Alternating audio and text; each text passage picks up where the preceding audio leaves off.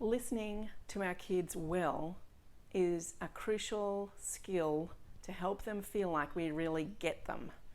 Today I'm going to share 4 tips to help you listen effectively to your children so they feel like you really understand them.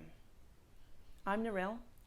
I'm a children's counsellor, a parenting coach, and together with my husband Richard we have 4 children aged 12 to 17.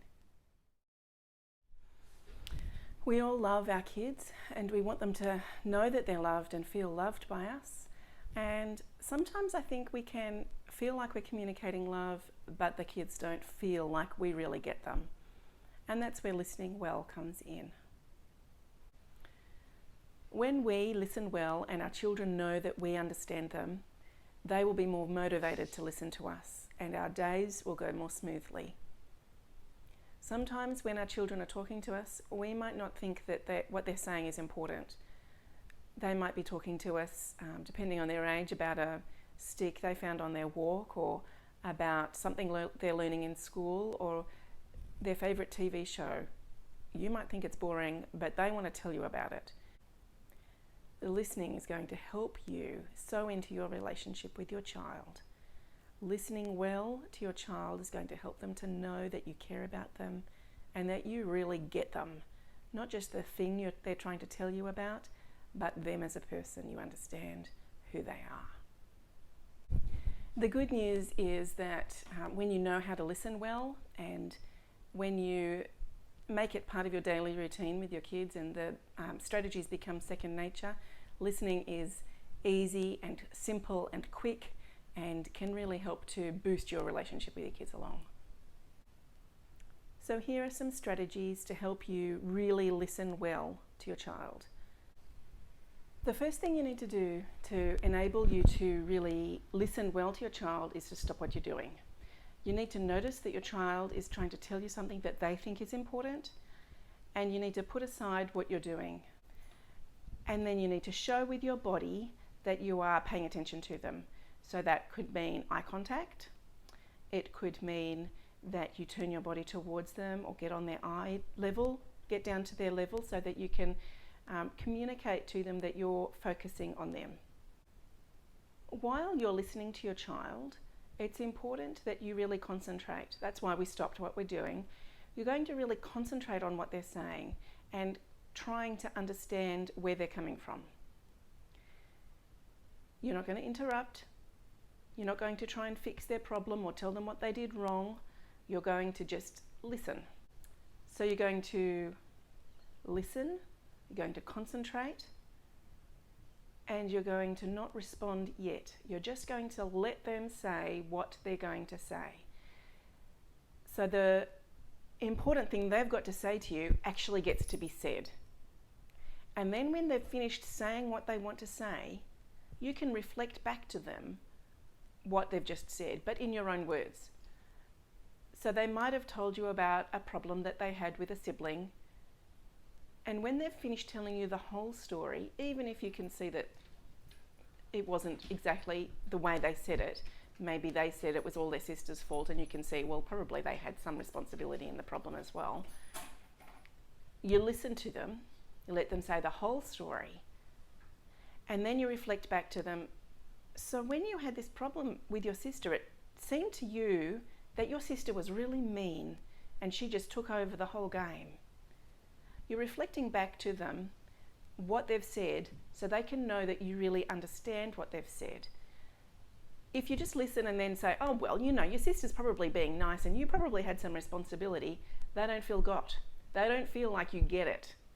They need you to get them first.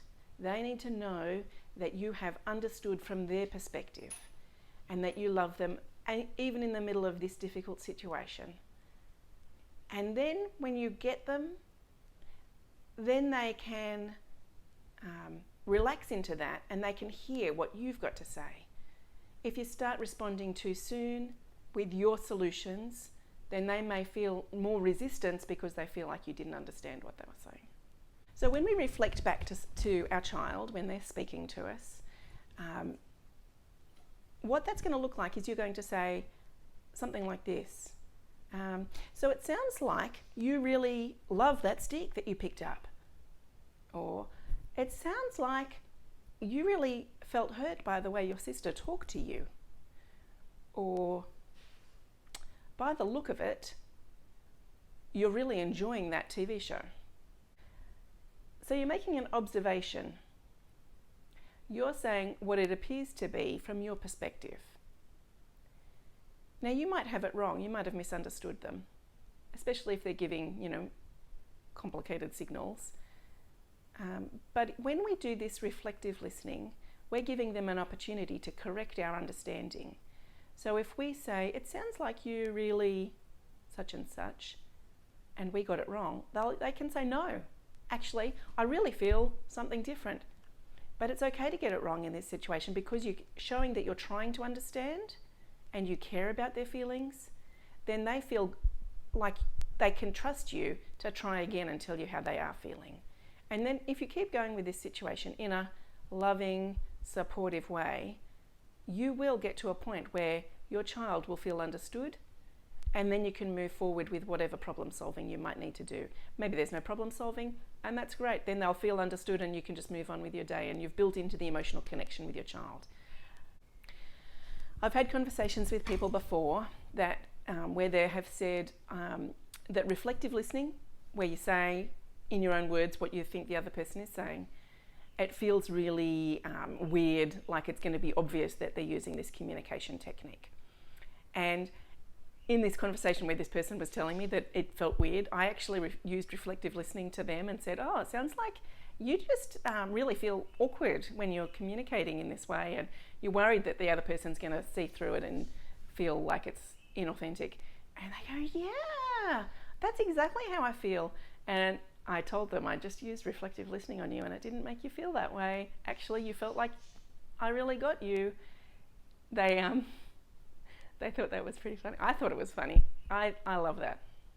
So don't worry about feeling weird or inauthentic when you're doing your reflective listening. Just get into it, give it a go, have a try. So with our reflective listening, with our attentive listening today, you are going to try to stop what you're doing, give your child your full attention, including turning your body towards them and giving them eye contact. Don't interrupt or respond until you've been able to confirm that you've really understood what your child has said. That way, your child can have the full benefit of your attention, and you can communicate to them that in this situation, whether it's a fun thing they're sharing with you or a difficult thing that they're sharing with you, they can know that you're with them, that you care about how they're feeling, and that you have prioritized them enough to stop what you're doing and really make the effort to understand what they're saying. Listening well to your child in the small things, the everyday things, is going to build that strong emotional connection that you build while listening to your child over the little everyday things. That emotional connection is going to ensure that they are more likely to trust you when it comes to the big things that you really want to know. You want your child to share those big things with you, and listening to the little things is going to help them to be in a place where they can trust you to do that. I hope this is helpful. I hope you feel motivated to go and try some reflective listening with your child today. Let me know how it goes. If you found this helpful, make sure you like and subscribe and share it with some friends. Thank you.